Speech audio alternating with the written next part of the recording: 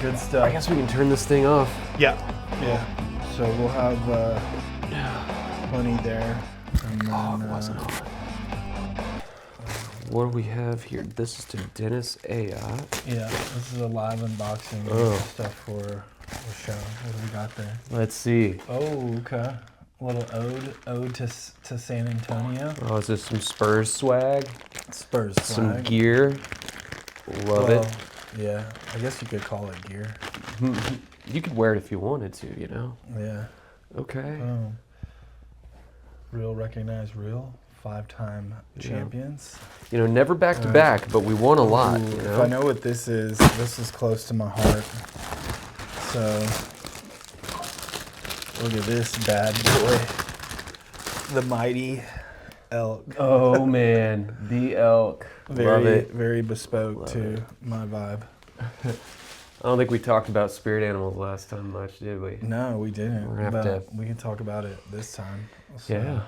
All right. Or we can toss that just over there. float it out there and never cover it. That's true, like last week. Yeah. All right. Episode 1, which people were telling me it's controversial that I did episode 000 Really? for the first one, and they were arguing that technically it should be 1, but 0 comes before 1. Yeah. So I think it works. I mean, either way.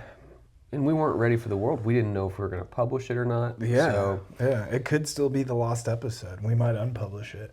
So you never know. I think you just put it out live today. Today it's live. Yes. So on this day, December 18th. And we settled on the name, Talk of the Trades. Talk of the Trades. Yep. Yeah. So that's good. Working on. Difficult battle, you know? It was. We really fought over that. Yeah. But we figured it out. So I know it looks like we're filming in a hostel right now, but we do have decorations on the way. What you just saw was a quick unboxing. Yeah. But this one day we're going to go and then boom, it's going to be what it needs to be. It's going to be pretty cool because then in like 90 more days, we're going to move offices. So it's really 120. So yeah, we've been in this But we'll suite. we'll just take it all with us. So. Oh, absolutely. So, yeah. Well, cool. Episode 001, so officially episode number 1. Today we're going to talk about a little bit about ServiceTitan's IPO. You know, close to the trades. We got a bunch of clients on ServiceTitan, and they got a bunch of folks in the trades, obviously, on ServiceTitan. Also going to talk a little bit about Google's December algorithm update. So I think it's, the 3rd of the year. So did that a lot. Yeah, and then also going to talk about just Lead Hub this year, kind of in review, maybe. What did we learn? What didn't we learn? Our trials, our tribulations, our triumphs. Yeah. So, and then lastly, our most memorable Christmas, just because Christmas is right around the corner. So, yeah. Yeah. Excited to do it. Yeah. Got a lot going on. December 18th, my mom's birthday. Oh, happy birthday. Shout out 75. Judy, yeah. She's 75 looking 25? Not looking, but acting 25. Okay, yeah. But yeah, she dropped off cookies and everything for the staff here yesterday. And then, of course, she walked over here to ask me about her Canva. So anytime she asks a question, she needs help, but then she's got to bring some cookies. That's nice. That's the rule. I know, and I didn't even get one yesterday. If I knew they were Judy's cookies, I'm going to get one after this. Got to. So I don't need them, but I will have one. Love it. Cool. So ServiceTitan's IPO. So I know this has been in discussion for, at least a couple of years from what I know. And they finally went public, I believe it was last week. And one thing that struck me that was crazy is their valuation. I think it ended up being between $7 and $9 billion with a B, which is just wild, It's impressive. Yeah. Very much so. So I think some people, needless to say, made some money, and it looks like it debuted just looking at the ticker here, debuted at $101, and it's already up to like 107.08 as of December 18th today at 1:33 p.m. And so since its debut, like a 7% growth. I mean, that's interesting. So wondering if it's going to be sustainable and kind of what the future looks like for them. But what do you think, Aaron? Like, do you think now that they're a public company that a lot of things are gonna, change, or do you foresee that it'll be business as usual and not Yeah. much will change? Yeah, I'll be open and honest on I'm not that well versed in stock market. I got my 401k. I've probably done more trades in Bitcoin than I have in the stock market manually, but I think we've already seen the changes and I'm sure there's more to come, but with their plays on the commercial side, like we talked about at Pantheon, really Yeah. making a major push into commercial, they do have a tighten hold on the FSM ecosphere. That's not Okay. trademarked. You guys can take that if you want to. But talking to Tom Howard and Tyson and some of the guys over there at Pantheon, you can tell they've already organizationally shifted their mindset Yeah. to IPO. Mm-hmm. And I think that as someone like this goes IPO, there are other people that are going to take up some space and continue to chop off the smaller trades companies. Yeah.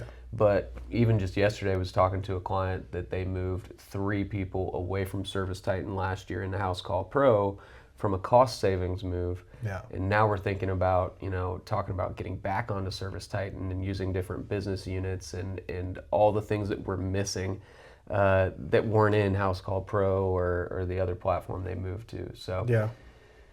yeah, I'm interested to see it. I mean, when it becomes about the stock ticker, I'm sure decisions are being made differently. But it's not like they weren't in the business of making a profit because they've always been there. Yeah, that's true. And hopefully, it doesn't become all about the stakeholders and they still remember their core purpose. Because every time we've heard, Ara talk about their history and how they got started, it really is an inspiring story how they helped their dads to, get software that would help their business run smoother, and all the input that they took from like the early adopters of the software and where it's at now, because arguably they are the leader in the space in terms of attribution, for sure. I think they got that really dialed in, and then some of the other products that they've been adding on from an operational standpoint for dispatching, and I know they integrated with that ride along software as well from a sales perspective. So one thing I know they do well is they're always innovating and staying ahead. I will say sometimes the products aren't always fully baked. And we've seen, some issues here and there, but hey, nobody's perfect. Yeah, especially software at that magnitude, covering a lot of different areas of the business. There's, they're relying on vendors or Phones Pro. I know was a big bugaboo a couple years ago, and that's where you get things dialed in, but you got to see if it's a concept that's going to work. But what, man, there was something that was interesting that on the tip of my tongue. Anyway, I'll come back to it. I'm trying to remember. It was about the ServiceTitan IPO. Yeah. About what they're doing. Yeah, they're always forward on technology. Yeah. Some of their stuff isn't fully baked. Oh, so I mean, it totally makes sense too. Along with the commercial of they added that in, but for them to keep pace with the AI arms race, Yeah. the additional Impressive. funding is what they're going to need here, and I think that funding is in hand. But the stuff that they're trying to do with AI, I mean, in a year. Who knows what the call center is going to look like with the after hours AI voice. There are a lot of interesting things that they're working on, but going to IPO, I think, is going to help them in the AI race in a big way. Yeah, for sure. That is one thing. I know when we went to Pantheon in 2023, I believe it was, in LA, they kind of launched like the Titan Intelligence, and that was like ground floor for all the things that they were going to do. And at that point, they were really leveraging all the data they have, and they were giving a ton of incredible data points around just all the information that they were able to process. And then year 2 is where we really started seeing them incorporating AI and getting like Google Ads optimizer and that stuff off the ground. So that was interesting. And then this last year was just like boom, the floodgates open. It seemed like every piece of the software had some sort of AI. Reputation management, they had review response, right? The dispatch for dollars, being able to optimize like the best tech for the best job. Stuff that they were doing for the call center, the CSR stuff. the ride along stuff for sales. It's like every single part of the business. And then as you mentioned, now like the commercial aspect of it. So going to be really interesting to see where it all goes. And again, hopefully, not too much changes in terms of customer experience. I think everybody has their good and their bad, but we're still big, proponents of ServiceTitan. I think ultimately, if you have a business that number one can afford it, number two, you're committed to getting it onboarded properly, because one of the big things we see all the time is like our clients just don't have it set up right, and so they're getting bad data, and then we're trying to make decisions off of it. So yeah, or even just the transition into another platform, ServiceTitan or anybody else, is such a overwhelming process. That now is the perfect time to do it during the Christmas holiday. Who needs to spend time with the family? Right. Just change your entire business and get into a new CRM. Yeah, it'll be interesting to see. So more to come if we see any major updates on it. But Lead Hub, we're ServiceTitan partners, and so we'll keep you all up to date on stuff like that. Yeah. The other topic we wanted to chat through was the Google's December algorithm update. To be honest, I don't know a lot about this. I just know they announced it on the 12th, so about a week ago. Apparently, the rollout period is going to take 2 weeks to fully deploy, and it's going to be done the day after Christmas, according to Google. So some other stuff here is, we just came off an update in November. So what are your thoughts there? I know you're an SEO. Yeah, So. yeah, I am, and unfortunately for me, I have not been focusing on this update because I've been focusing on a lot of like local SEO tactics and automation there. But I mean, having that frequent of a back-to-back algo update, it either means that a competitor is taking market share, or that initial November update was just a part of the full update, and it was just such a big algo change that they needed to roll out. And typically what we see is these roll out from the West Coast to East or the East Coast to West, and that's where the 2-week shakeup period is going to come through. But I mean, at the end of the day, it's not like they're changing what we're supposed to be doing from a sense of write great content, make sure that your website's indexable. It's the same types of practices. But one of the big things that comes to mind around the November update was a lot of those link farms and a lot of the bad linking structures of like a Forbes and Gizmo and all those other magazine sites that really got acquired. And so a lot of these big publications online, what we would do and other SEOs is we'd find a contributor and someone that's a trusted author there and have them write a story, and we'd pitch, hey, get this quote in from client A or client B. And a lot of that stuff got cut out, and you were in that discovery call with that other SEO agency that was touting their tech. Yeah. And they were talking about how great this tech was, and in reality, it was like a week later, the exact thing that they were talking to us about was what got penalized on Google. And so I know that we were talking about the algorithm update, but I do think that was one of the big newsworthy pieces of the November update. And so this could just be a completion of everything that's getting rolled out. Yeah, for sure. And I'm just looking back. It's looks like we had core update March 2024, August. Obviously, there was the one in November, which I'm not sure why it's not listed here, and then December. So a lot of changes this year. Just trying to see what were some of the specific things, because looking at a Search Engine Land article here, published 40 minutes ago, just said the update only took 6 days and it's already complete. So I'm sure we'll start to see potentially some of the fallout or improvement on a few things. But yeah, I'm really interested to let the dust settle, because I was testing 3 of our client sites on not AI written content, but a blend of AI content, but also our tone of voice. And they did not have big increases over the first 2 weeks. And I did see yesterday one of those pages got a lot more impressions and jumped up, but I wasn't actually tying it back to the December algo update. So it'd be interesting to see purely AI written content and how that happens after an algo update like this, because typically they're trying to combat that with these updates. Yeah, and it seems like you're saying more of like what happened in November. They're just talking about more content that people are going to find genuinely useful, which I think has been the play for a while now, and then just showing less content that feels like it was just made to perform well on search.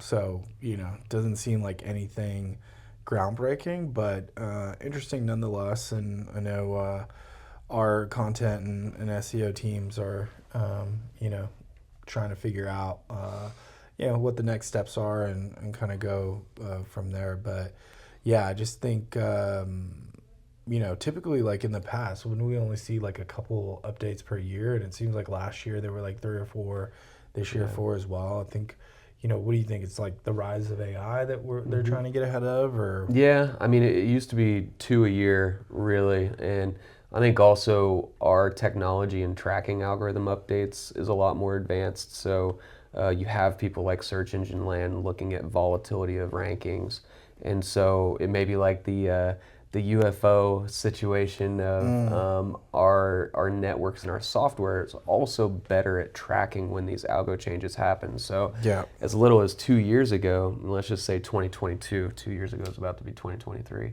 but let's say 2022, they could sneak some algo updates out without really us like en masses seeing it. And so I think some of it's that.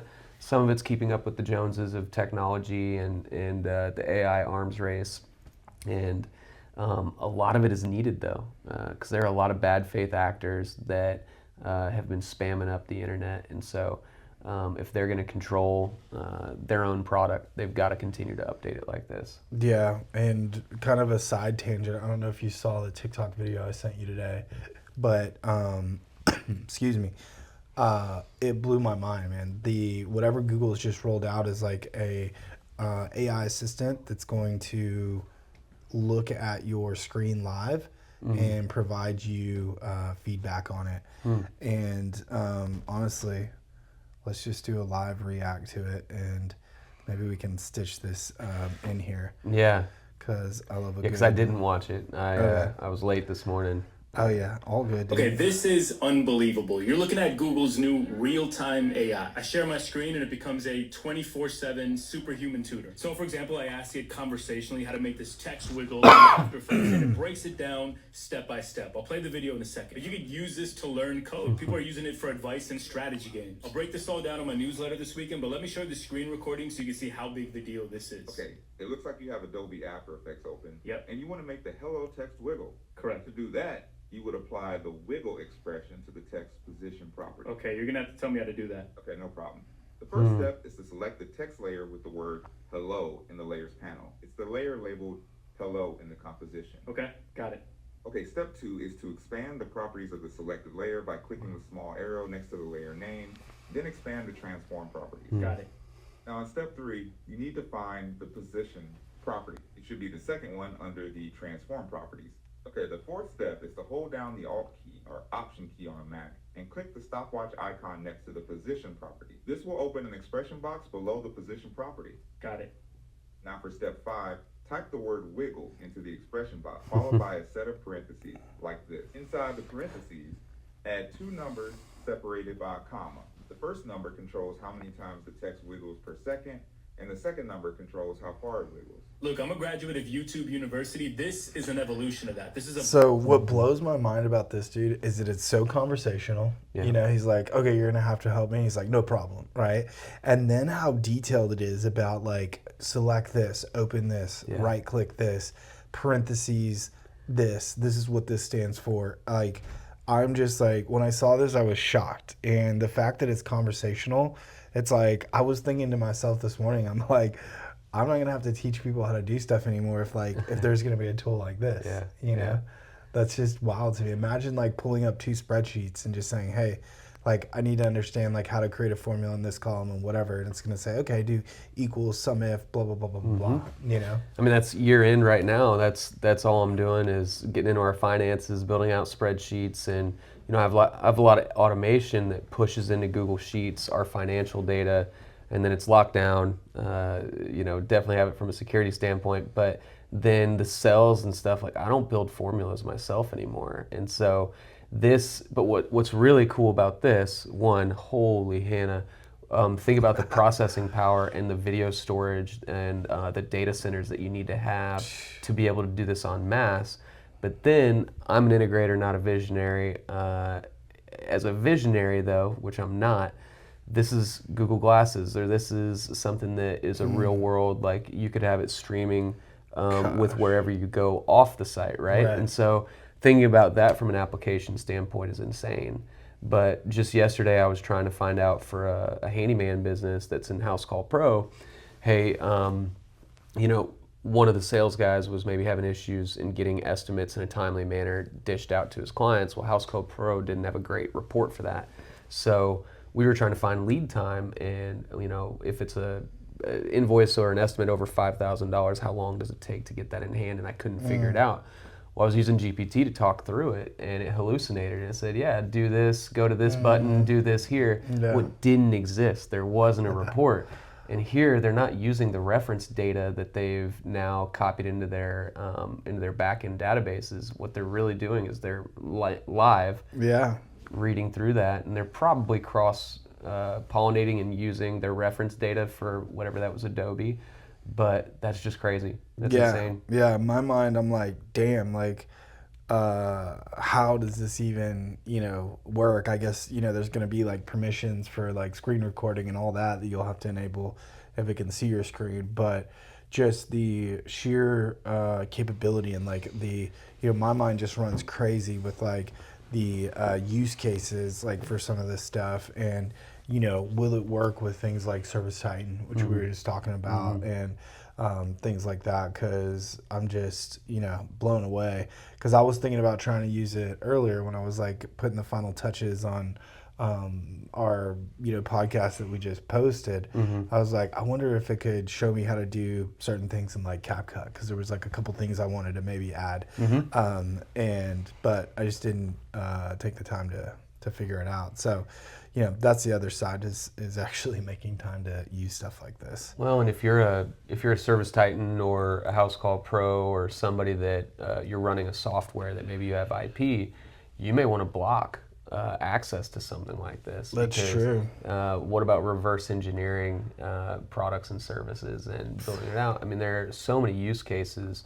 I gave my 4-year-old a ponytail this morning on the way to school, and she wanted me to do rabbit ears or something else, and I was like, I don't know how to do that. So now I don't have excuses to not do the extra hair stuff in the morning. If I'm using something like this, I'm gonna know how to do the rabbit ears or whatever it was she asked for. Was that like pigtails or? Yeah, and then I think it's piggies. Excuse it, and then you fold the back end back in. Oh, so in the deal, then it's got like a little loop up here. Okay. So I let mom do that. And, all right. Well, all the girl dads out there, let's give Aaron some advice on the bunny ears. You got any good YouTube tutorials? Yeah. I remember this guy went like super viral back in the day for doing his daughter's hair, and he had a cool trick. He would use the vacuum to get like the pony and then just slide. It was like blew my mind seeing that stuff. But now you just throw on this and it's gonna walk you through it, I guess. Yep. So, wearables. Yeah, so that's the stuff from Gemini, and like a year ago I was like, oh, Google's so behind, and and then they roll out some crap like this, and I'm just like, wow, okay, this is why, and it feels like they've been holding back on it. So, but the other thing too I saw was ChatGPT just released Sora, which is not like this technology, but it is the opportunity just to like create video. So really interested to see what that does from like a creative standpoint as well. So so much we could talk about on this stuff, and I know we sidetracked from the algorithm, but hope you guys are surviving the update, and we'll potentially have more updates next podcasts on what we've seen. Yeah, it brings up to mind. I know that we're going to transition, but when I was at Eccentric in Fort Worth a couple months ago, we had a guy speaking about AI, and we'll put a link to his book and his name because I can't remember it in the comments here in the description. But he talked about something that I thought was really unique. most people use ChatGPT and AI and say, here's all this data, do this thing. And in his conversation, I got over my own ego and listened. And one of the things that he talked about was using AI as your thought partner. And so you can be lazy, tell Google or tell the AI to do something, and it will do exactly what you tell it to do without context. But what I do now is when I onboard a task for AI, I tell it you're going to be my thought partner, act as an expert in QuickBooks Online and accrual-based accounting. I own a marketing agency, familiarize yourself with marketing. I want to get to what do year-end bonuses look like. Ask me 5 clarifying questions before we proceed. And then that extra clarifying of questions then helps really the AI tool become your thought partner, not just your doer. Yeah. And I think it allows you to stay in really learning instead of just saying, okay, hands off, do this thing, and I'm out. You need to consistently be learning and educating yourself. And the reason I'm bringing it up with this video is this is going to make an SEO person believe that they also can do every other aspect of marketing. And they may technically be able to do that, but by having an agency that you have people with specific focuses, if they're all using tools like this, Lydia, one of our graphic designers here, she's going to be using it way differently than an SEO expert. For sure. But it's still as interesting to educate yourself and continue to grow in whatever skill sets that you want to be a part of. Yeah, and that tip that you just gave was a game changer for me in really understanding to use it like as a partner as opposed to do the work for you. And I'm a huge fan of the Harvard Business Review as it's subscribed to their management tips of the day. And, the one they sent out today was the right way to write with AI. And at a high level, some of the things it talked about was, letting it, AI streamline your prep work to help you summarize stuff, using it to draft strategically. It really says to resist letting AI write your first draft for you. And then, put your actual words in there and help optimize from there. And then obviously trying to get feedback, from it. The other pro tip that I learned recently that's helped cut down on hallucinations and it spitting out the wrong work is at the end of every prompt, if you just tell it to double check its work. I've seen through the videos online that the accuracy improves by adding just that little line. So something you might want to try and be interested to see what you learn from it. Yeah, definitely. I mean, and that the other use case you kind of hinted at too of if you're using AI copywriting tools, one of the tactics that I use is use the AI copywriting tool, get the questions, but then record a voice memo in your own tone of voice, answering it, and then upload your voice memo transcript along with the original AI answers and say, great, use your formatting because clearly algorithms prefer your formatting, use my tone of voice, and now you have unique content instead of, something that's more machine-like. Man, even just the answer to the questions, because I was using ChatGPT yesterday to help me justify a media plan and understand just some demographics. And I asked it, I was like, give me a list of questions that you need to know from me to help you improve. And it spit out 15 questions, but I was like, damn, I don't want to sit here and type all this crap out. So you record it on your voice notes and then just upload it and say, hey, these are the answers, basically? Yeah, I'll do a couple things. So the GPT desktop version, where you can talk to it, that is so much better now, but it was awful for a while. So what I actually use is otter.ai or my your native iPhone app of the audio recordings. And oftentimes I'll just drive and talk to it, and sometimes on my way into work, that's how I structure my day. Everything I've been thinking about at the gym, let me data dump, and then I have it collect them and then prioritize as what's urgent and important, so I can start my day based on my thoughts. That's why sometimes my days are irrational, because it's what I'm thinking about in the steam room or while I'm working out. And dude, I never thought about that, because my mind is always going, a million miles a second, and that's one thing I haven't leveraged enough is the conversational GPT stuff. So I'm gonna start working on that and see if I can come up with anything good. It's much better. The biggest improvement, it would cut me off in the past where I would even tell it, after I am done talking, give me an extra 10 seconds because I'm probably thinking. Yeah. And it would just immediately click and go, this one seems to have better conversational intelligence. And, Okay. Which this may be a whole other episode, but maybe next time we need to talk about Apple intelligence because there's a lot to talk about there. Yeah, it'll be interesting to see where they go in the AI arms race. I'm surprised they haven't just bought somebody like Microsoft, but maybe they're cooking up their own thing. So cool. Next topic, we're just going to be a little introspective and talk about Lead Hub and our year and our challenges and our wins. And so anything particular you want to share? Or? Yeah. I mean, going back to EOS, it's also timely because we've got our annual planning day tomorrow and Friday. So our leadership team will be out of the office just focusing on reviewing the 2024 year and then where do we want to go in 2025. And, 2024 was full of distractions. It was full of opportunities in moments. It was full of a lot of accountability and changes. And honestly, I think fear is a word that I'll be vulnerable enough to use because with AI increasing, how do you tell your team of copywriters that, hey, I want you to use AI and it's not going to take your job? Or how do you leverage it for an advantage and teach people that are so used to doing the things that we do because we're experts in it, but now it's accelerated. So there's a lot of education, especially with AI. Yeah. So what do you think one of our biggest distractions was this year? Oh man, I don't know if I can say it. Let's say one of the biggest distractions that we for you personally. Oh, for you. me. Yeah, let's just say for you.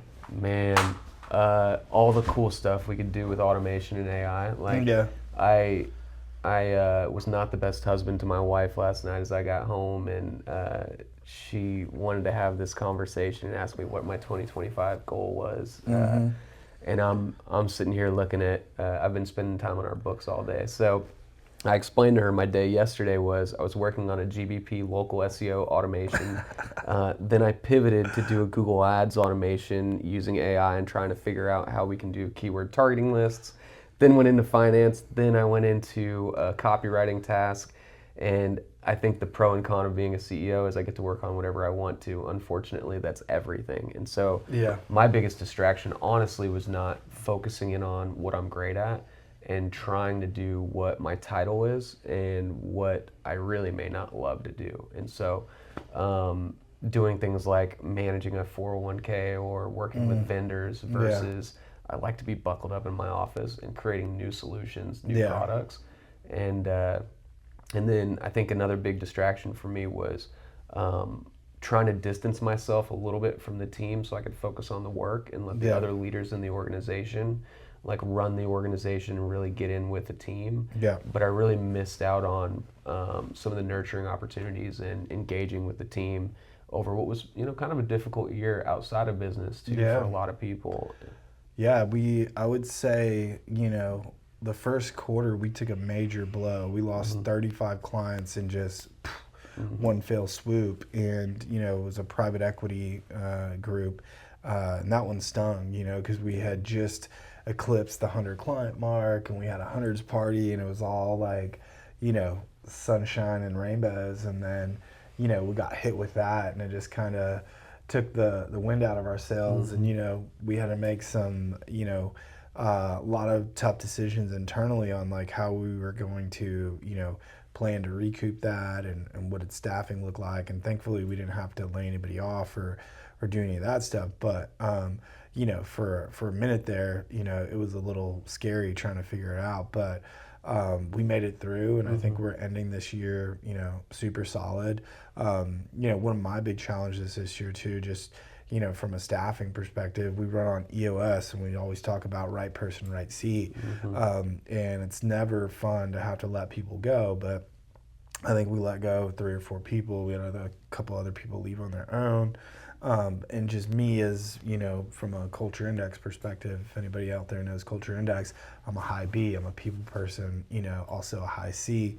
So I love, peace and all that. And so, difficult to do, but at the same time, we got to remember we have 30 other people in our care that we need to take care of and prioritize as well. And so while, we went through those challenges, I think we made it out alive. Shout out to our entire team for weathering the storm, especially on the account service side, because for a minute there, it was like we were down to 2, not including Maria and myself. And shout out to Maria for stepping up like she does and taking on accounts. But, finishing the year strong with some good hires and excited about that. So, and right now I'm looking back at our goals for the year, if you can see them here. So, one of the goals that we just smashed out the park, and I'm so proud of this, mostly like proud of you, dude, because you took this and you like committed to it and you absolutely like crushed it. I think we had this goal. So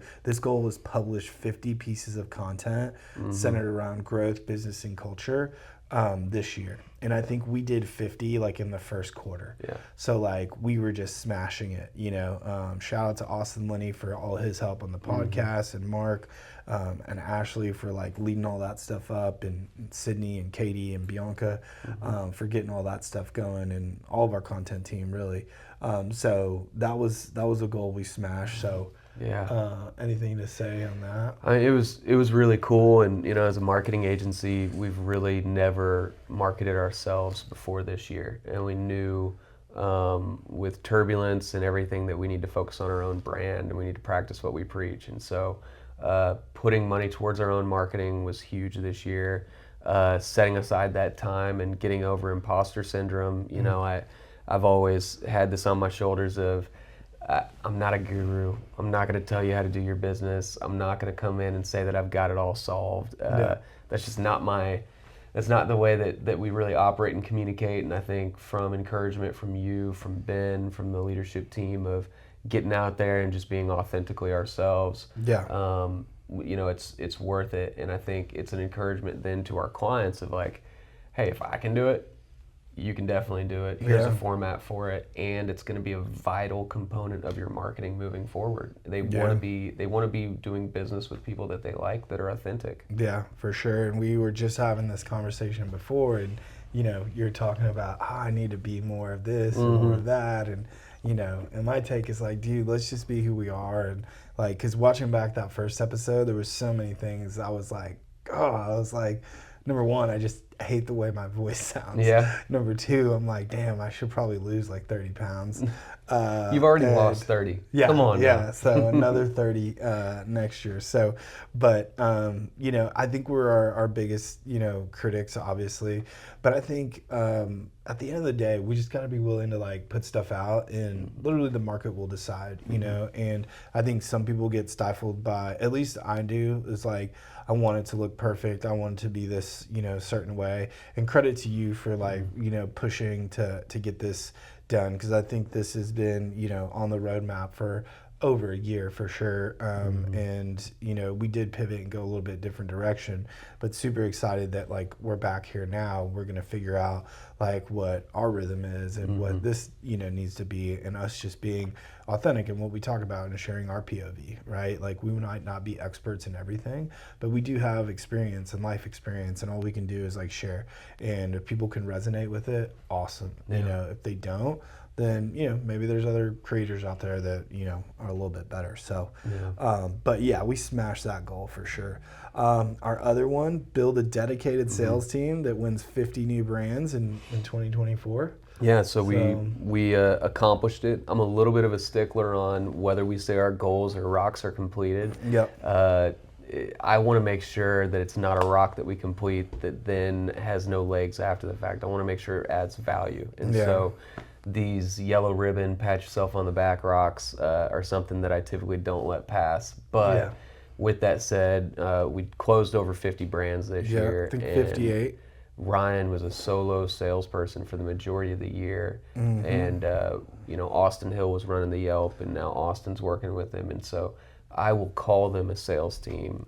We had an intern in here for a little bit that helped. Really liked Eduardo, but he was a staff member. Yeah, was he full time? Yeah, he was full time. Oops, sorry, Eduardo. Shout out Eduardo. He's in NYC now, but we made a lot of strides there. I think, I was talking to Ryan the other day, and, he's really passionate about like our new site and stuff. And he's like, but if you think there's other things I should do, like, let me know. And I like named like 5 different things, and he's like, okay. He's like, yeah, those sound important. So interested to go into our quarterly and see what he says about it. But because he's so passionate about many things. But I think, if we really continue to get the sales side like dialed in, we will, change our business, completely. And, Austin Hill has been awesome just jumping in and getting stuff done. Because, sales is a tough thing to do, to find like reliable people, I think, and people that we trust that's going to like be a good representation of our brand, because we never want to try to oversell somebody or just be misleading. We understand like the stuff around sales, and I think you and I are extra sensitive to that.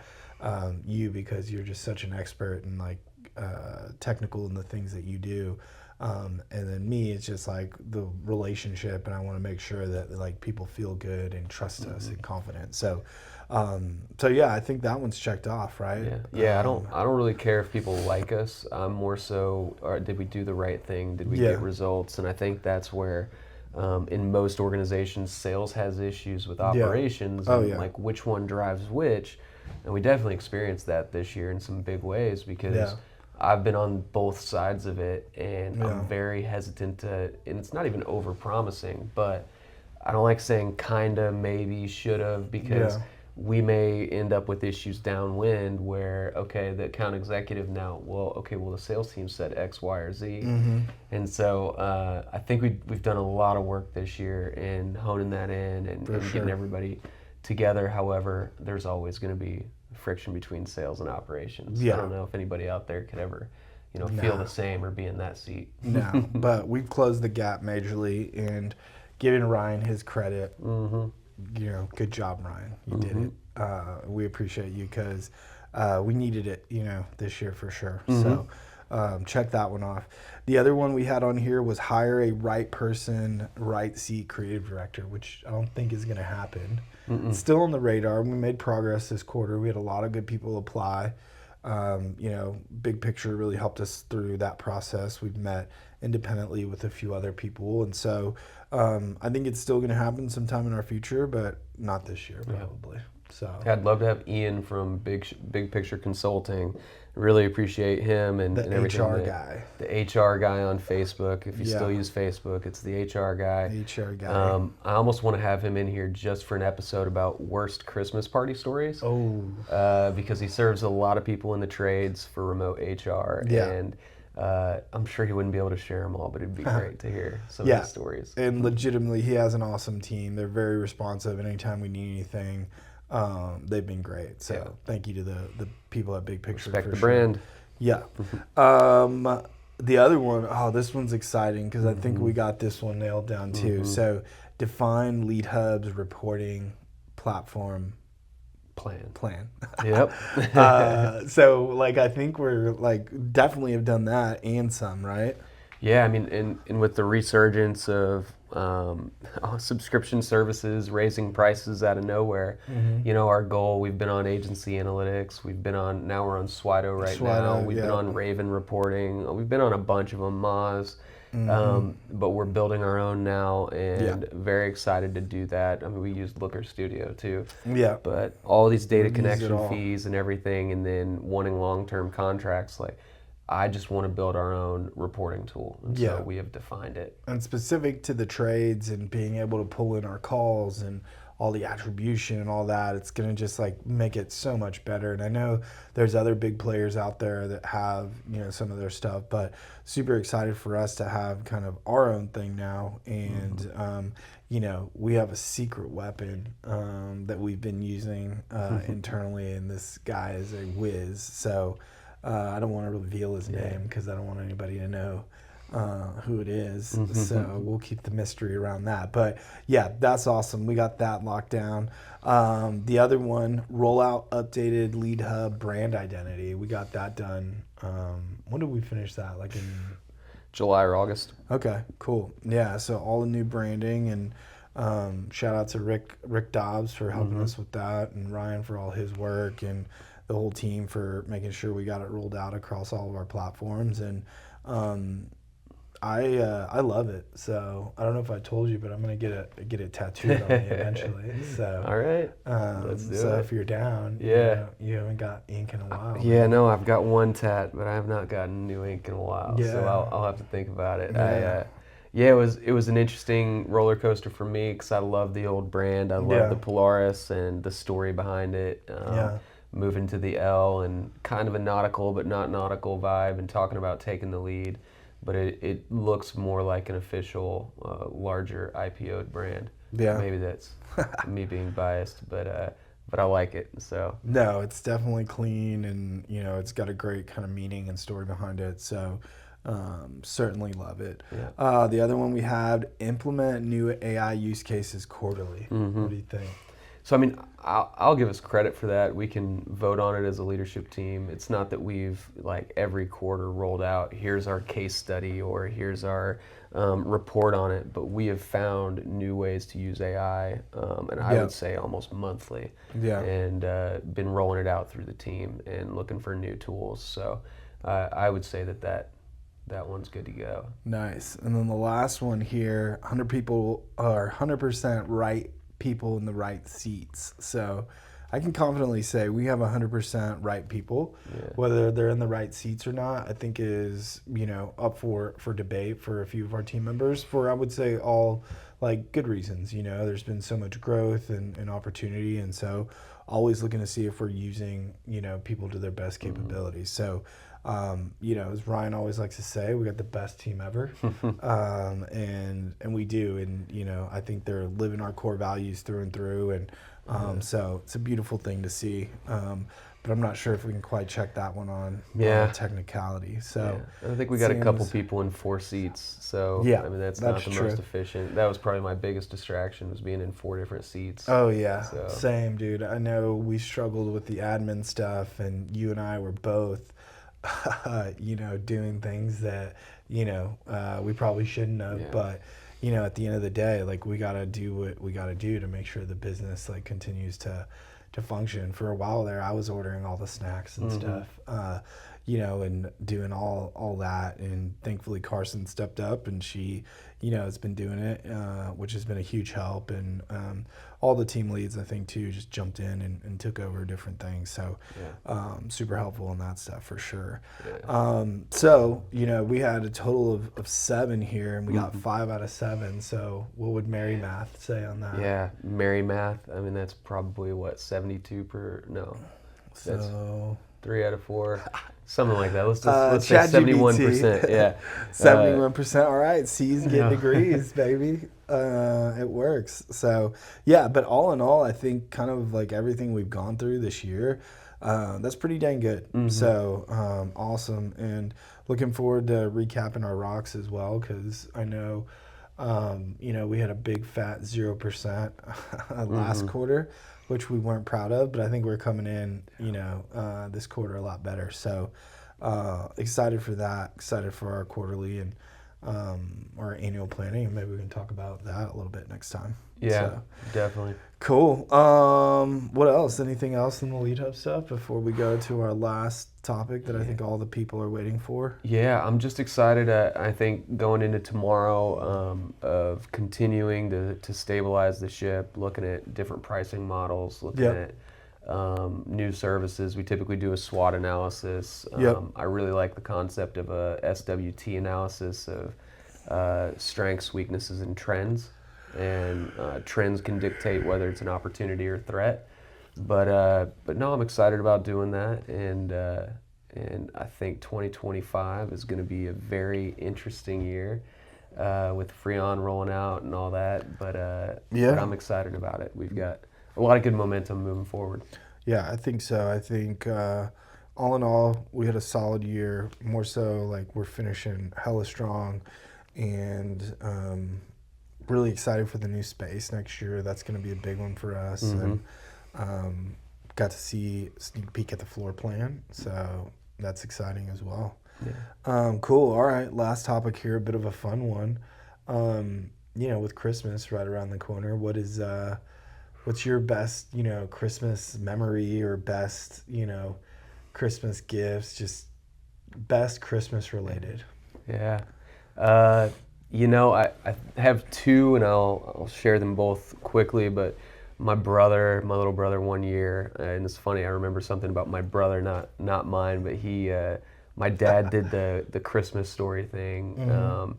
Hey, what's that there under the couch? And he went and looked, and it was his Red Ryder BB gun, and so did the whole joke about that, and so that was pretty cool.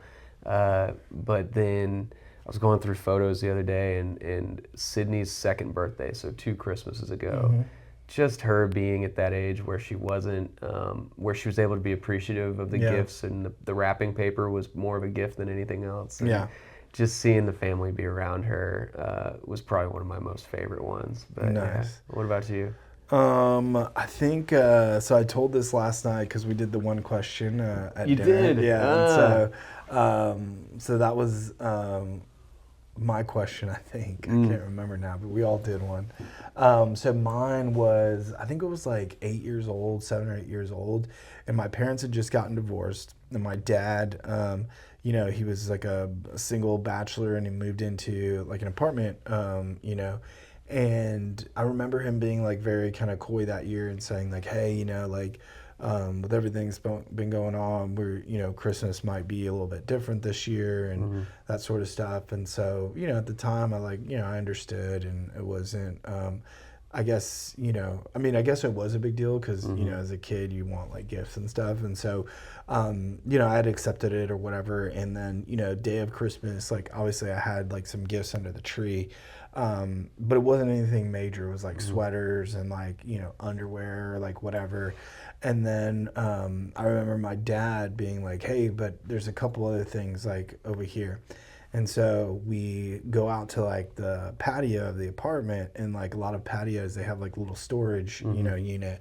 And so he opens the storage unit, dude, and here's this like bright red Huffy bike. Yeah. And I was just like, oh my God, And so I had this bike, and I freaking loved this bike, dude. And I rode it forever. And I remember one year, I was like, Dad, I'm going to soup up my bike and stuff. And so I ended up getting like new tires for it. I painted it like blue, and my dad used to call his truck Blue Dog. And I wanted to like basically mirror his truck.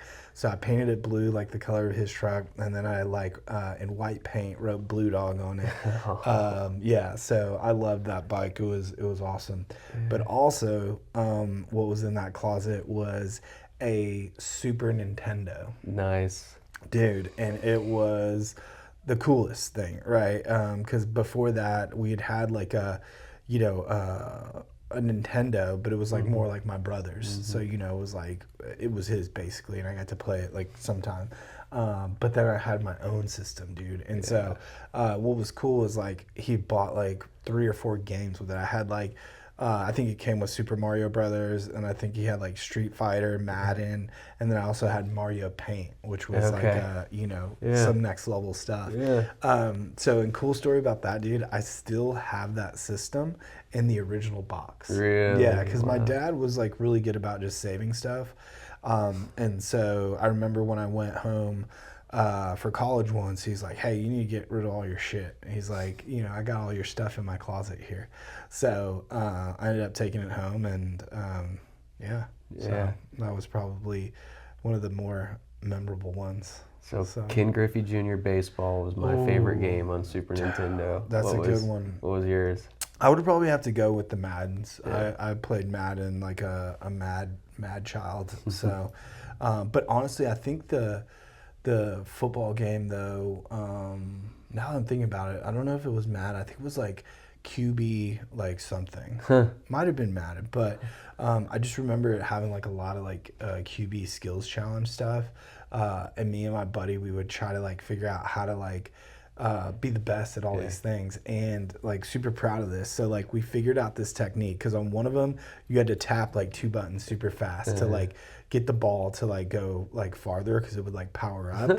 But then we would like, this is hilarious, we would like lick our fingers like this and then we'd go like super fast on the controller and it would click both buttons and we were just like destroying that game. So yeah, shout out to my boy Justin Bergen. You were doing those the wiggle mouse things now. Yeah, the jigglers. The jigglers. Yeah, which sounds interesting, but you'll learn about it later. Yeah. Well, I mean, this podcast was sponsored by no one. Nobody. Yeah, Nobody. And we're not looking for it, but hey, we'll it's always take something it. I wanted to say. Yeah, we'll take it. So cool. Well, thanks again for everybody watching. If you made it this far, Yeah. What do the kids say? Like and subscribe. Yeah, like and Smash subscribe. that like button. And yeah, we're continue to get stuff dialed in. One day you will see this wall decorated, and that concludes episode 001. 001. Thank you Later. guys.